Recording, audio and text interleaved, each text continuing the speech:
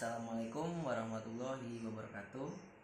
Perkenalkan, nama saya Raynaldo Wahyu Pratama, NPM 19640293. Saya adalah mahasiswa aktif di Universitas Islam Kalimantan Muhammad Arsyad Al-Banjari, Prodi Teknik Sipil. Saya membuat video kali ini yaitu untuk memenuhi tugas dari Bapak Adi Surya STMT pada mata kuliah pengairan pasang surut. Pada video kali ini, saya akan menjelaskan tentang lahan pertanian pasang surut. Pengertian lahan pasang surut. Lahan rawa adalah lahan yang tergenang secara terus-menerus akibat drainase yang buruk. Lahan rawa dibagi menjadi dua, yaitu rawa lebak dan rawa pasang surut. Lahan pasang surut merupakan suatu lahan yang terletak pada wilayah sekitar pantai yang ditandai dengan adanya pengaruh langsung limpasan air dari pasang surutnya air laut. Berikut ini merupakan perbedaan antara lahan lebak dan lahan pasang surut, dapat dilihat di gambar tersebut. Tipologi lahan pasang surut dibagi menjadi 4 lahan. Yang pertama, lahan potensial. Yaitu lahan potensial adalah lahan yang paling kecil kendalanya. Tekstur tanahnya liat, kandungan N dan P tersedia rendah, kandungan pasir kurang dari 5%, dan derajat keemasan 3,5 hingga 5,5. Kedua, lahan sulfat masam. Lahan sulfat masam adalah lahan yang lapisan piritnya berada pada kedalaman kurang dari 30 cm. Ketiga, lahan gambut atau bergambut. Lahan gambut atau bergambut adalah lahan yang mempunyai lapisan gambut. Umumnya, lahan gambut kekurangan beberapa unsur hara mikro yang ketersediaannya sangat penting untuk pertumbuhan dan perkembangan tanaman. 4. Lahan salin.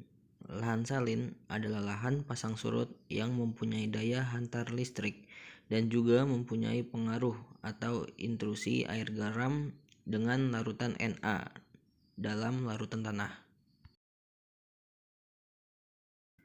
Tipe-tipe luapan air pasang surut. Pertama, tipe luapan A, selalu terluapi air pasang, baik pada musim hujan maupun musim kemarau. Yang kedua, tipe luapan B, hanya terluapi air pasang pada musim hujan saja. Yang ketiga, tipe luapan C, tidak terluapi air pasang tetapi kedalaman muka air tanahnya kurang dari 50 cm. Yang keempat, tipe luapan D, permukaan air tanahnya berada pada kedalaman lebih dari 30 cm. Lanjut ke tata air. Pengelolaan tata air makro dan mikro merupakan faktor penentu keberhasilan pengelolaan lahan pasang surut. Pengoperasian dan perawatan tata air makro meliputi jaringan saluran primer, sekunder, dan tersier, serta pintu air. Selama ini menjadi tanggung jawab Dinas PU. Sedangkan tata air mikro, jaringan saluran kuarter, saluran keliling, dan cacing menjadi tanggung jawab petani. Pengelolaan lahan. Penyiapan lahan dengan pengolahan lahan di lahan pasang surut diperlukan selain untuk memperbaiki kondisi lahan menjadi lebih seragam dan rata dengan adanya penggemburan dan pelumpuran, juga untuk mempercepat proses pencucian bahan beracun dan pencampuran bahan ameliorasi maupun pupuk dengan tanah. Pengelolaan tanah yang memberikan hasil baik dari segi fisik lahan dan hasil tanaman adalah dengan bajak singkal. Pengendalian hama terpadu. Penyebab utama tingginya intensitas serangan hama dan penyakit adalah: yang pertama, kedekatan lokasi lahan pasang surut dengan hutan, terutama lahan yang baru dibuka, dan yang kedua, sempitnya areal pertanaman varietas unggul sehingga serangan hama dan penyakit terkonsentrasi. Selanjutnya, kekurangan tanah pasang surut. penggarapan lahan pasang surut menjadikan lahan subur bagi berbagai jenis tumbuhan liar. Selain tanaman budidaya, jika lahan tersebut kemudian dibiarkan menjadi berau, dengan cepat akan tumbuh berbagai jenis tumbuhan liar. Hadirnya spesies tumbuhan terjadi secara bergantian melalui proses adaptasi dan suksesi dapat merubah lahan secara perlahan.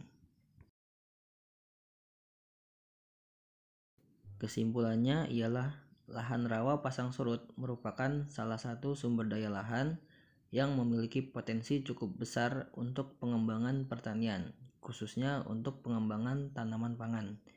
Lahan pasang surut dapat berkembang maksimal apabila tata air, pengelolaan lahan, dan pengendalian hama dikelola dengan baik. Sekian video penjelasan dari saya. Terima kasih atas perhatiannya. Mohon maaf bila ada salah dalam penyampaian. Wassalamualaikum warahmatullahi wabarakatuh.